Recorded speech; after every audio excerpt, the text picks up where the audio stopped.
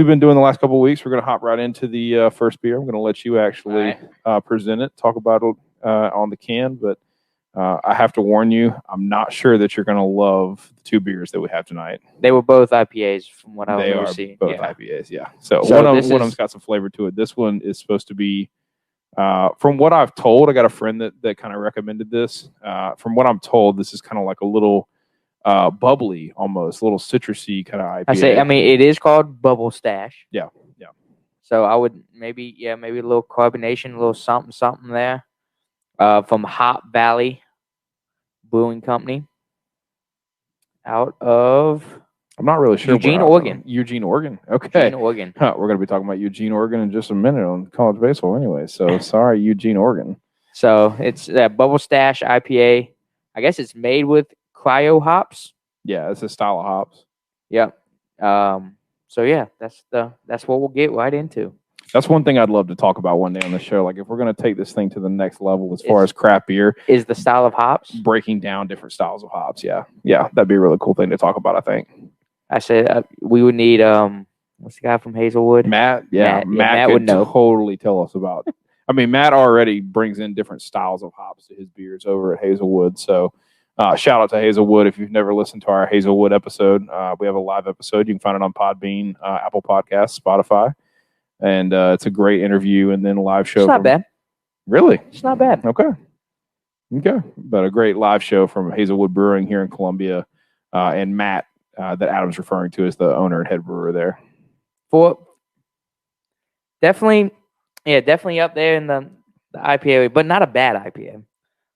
Like I would drink that. I would only probably have one, but I could drink that if somebody handed that to me, or if that's just what they had. Yeah, I mean, you could still kind of get a little bit of the burn of the hop. Yeah, of the hops. This is not as bubbly. Like I was really thinking, like when someone told me, like, "Hey, man, like it's a little bubbly. It's a little." You're talking about like champagne style bubbly? Well, I was thinking at least like Sprite, right? Like something with some CO2 in it that I can see that. Kind of lifts it a little bit, makes it a little bit lighter. Well, I tell you though, if you are an IPA guy, and this is very good. There's a very good IPA though. This almost seems like a drinkable IPA in the hot sun. Like a refreshing IPA on the water.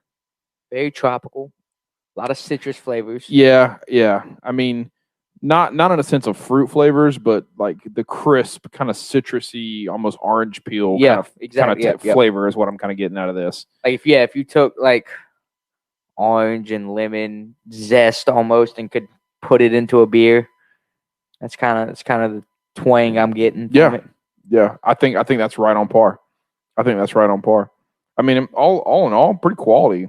Very good. Yeah, very good IPA. Absolutely. So, what'd you say was the 6.2? Oh, I did not say 6.2 alcohol by volume. 45 IBUs. So on a scale of IPAs, from my understanding, most of them are somewhere close to 80. So 45 is pretty much half. Like clearly, you have hops involved with that when you get to 45. I mean, yeah, if you're sitting on 5, it's pretty much no hops, right? 45, you got some hops. 80 is like that New England double IPA. I would say, dude, what is the scale for the what does it go up to? I mean, I've seen it as high as 90, 95. I've never seen something in the hundreds personally, but I'm sure it can get up there if you want to pick hops out of your teeth. Yeah, like you'd be picking parsley out of your teeth after a good pasta or something. Yeah, I don't know. This is pretty solid though. Yeah, I mean, maybe not always or not typically up my alley as far as beer choices. Yeah. But not a bad IPA. Like I think we can both be honest. Neither Adam or I is actually really a strong IPA. This is definitely an Alex beer, though. This is definitely an Alex beer. Yeah, I hate it for him. I really hate it for him because I think he would enjoy this. I think he would be all over this. When you get something crisp, refreshing, and IPA, I think he'd be all over. Oh yeah, this. absolutely. So what you going with? What you got? I don't want to disrespect the beer because I actually think it's a pretty solid beer. Again, something that's not technically in my flavor profile, something that I enjoy or kind of want. So I don't want to disrespect it in that sense. So I'll go a 7.5. I think it's a solid 7.5.